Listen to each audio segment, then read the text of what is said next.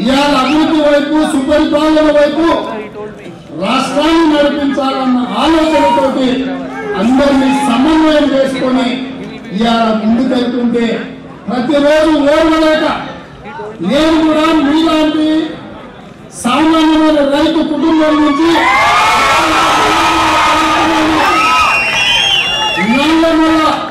అడవిలో నుంచి వచ్చిన నేను గ్రామీణ ప్రాంతంలో ఉన్న రైతు బిడ్డగా అతి సామాన్యమైన కుటుంబం నుంచి కార్యకర్తలు మొదలై 20 సంవత్సరాల తెలంగాణ రాష్ట్రానికి ముఖ్యమంత్రి అనే హోదాకి ఇది ఆశ్రమాసులు రాలే అయ్యలో తాతలో ఇస్తే రాలే అయ్యని మంత్రుల్ని విదేశీ ప్రజల మీద విలాసవంతమైన జీవితాలు గడపడానికి రాలేదు.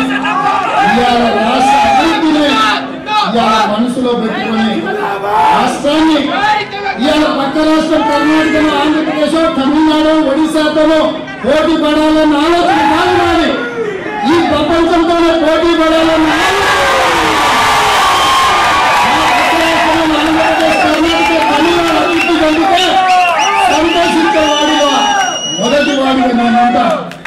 నా మిత్రులు నా సోదరులు నా కుటుంబ సభ్యుల అభివృద్ధి పదం వైపు నడుస్తే అభినందించడానికి నేను ముందుంటా. నా పోటీ ఆంధ్రప్రదేశ్ కర్ణాటక తమిళనాడు కాదు, నా పోటీ ప్రపంచంలోనే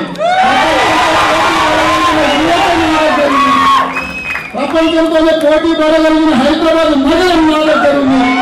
ప్రపంచంతోనే పోటీ పడగలిగిన 5 మేధావులు లక్షలాదిగా ప్రపంచానికి మేధస్సుని ఎగమంతి చేయగలిగిన మిత్రులు నాతో ఉన్నారు. ఈ ప్రపంచానికి వ్యాక్సిన్ ఎగుమతి చేసి కోవిడ్ సందర్భంగా కోవిడ్ వ్యాక్సిన్ కనిపెట్టిన సంస్థలు నా గడ్డ మీద ఉన్నాయి. జీవన్ వ్యాలీ నా దగ్గర ఉంది.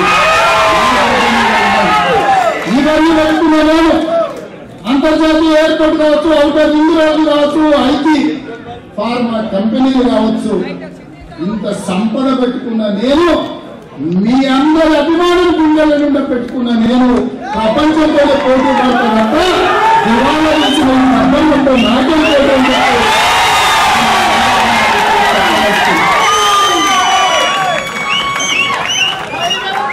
పులంటా ఇంత పడుకున్నదంటే లేచేస్తున్నాను.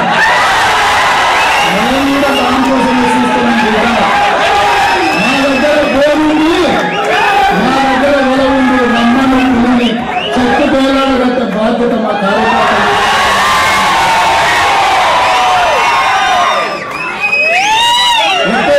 కొత్త రోజుల వాళ్ళు అందరూ వచ్చి కార్యకర్తల శక్తి ఇప్పటికైనా మీకు అర్థం కావాలి. ఆ అహంకారం ఉంది, ఆ బలుపేంది, ఆ మాటలేదు ఇంకా కూడా తగ్గినట్టు లేదు. అధికార అహంకారం నుంచి బలుపు తగ్గినట్టు లేదు. పార్లమెంట్ ఎన్నికలలో ఆ బలుపును కూడా దించే పని తీసుకుంటారు. అందుకే ఏది పడితే అది వాగకుండా ప్రజలు తీర్పిచ్చేందు ప్రజా ప్రభుత్వాన్ని ఏర్పాటు చేసేందు స్పష్టంగా ప్రజల దగ్గరికి వెళ్ళినప్పుడు ప్రజలకు మేము చెప్పినాం, దొరల పాలన వద్దు, ప్రజాపాలన కావాలి అని ప్రజలు ఆశీర్వదించిందో ఇవాళ ఆశీర్వాదంతోనే మేము తెలంగాణ రాష్ట్రంలో ప్రభుత్వాన్ని ఏర్పాటు చేసినాం. తెలంగాణ ప్రజల ఆశీర్వాదంతోనే ఇవాళ గ్రేట్ బ్రిటన్కి వచ్చినాం. ఇంతమంది కుటుంబ సభ్యులందరినీ కలుసుకున్నాం.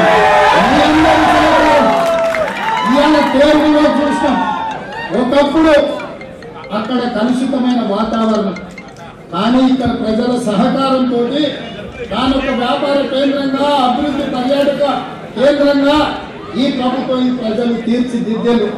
అందుకే ఈరోజు నా ప్రజలకు, తెలంగాణ ప్రజలకు మూసి రివర్ ఏదైతే ఉందో ఈ రోజు కాలుష్యంతో మూసి మొత్తము మురికి కూపంగా మారే. అందుకే ఈ రోజు పోటీ పడి మోర్ మూసి 2024 అనే ప్రాజెక్టు తోటి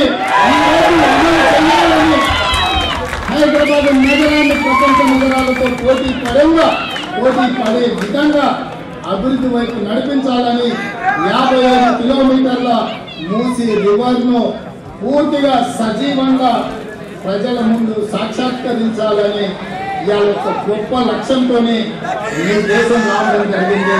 ఇవాళ వాటన్నిటిని కూడా మా అధికారుల బృందంతో పరిశీలించడం జరిగింది. రాబోయే 36 నెలలలో ఈ రోజు మీ దగ్గర ఉన్న తేల్ రివర్ లాంటి రివర్ ని, మూసీ రివర్ ని ప్రపంచంలో ప్రతి పర్యాటకుడు హైదరాబాద్ నగరానికి రావాలి. గోల్కొండ చూడాలి, చార్మినార్ చూడాలి, పులికుతుబ్ సాహిబ్ చూడాలి, నెక్లెస్ రోడ్డు మీద ఫోటోలు దిగాలి.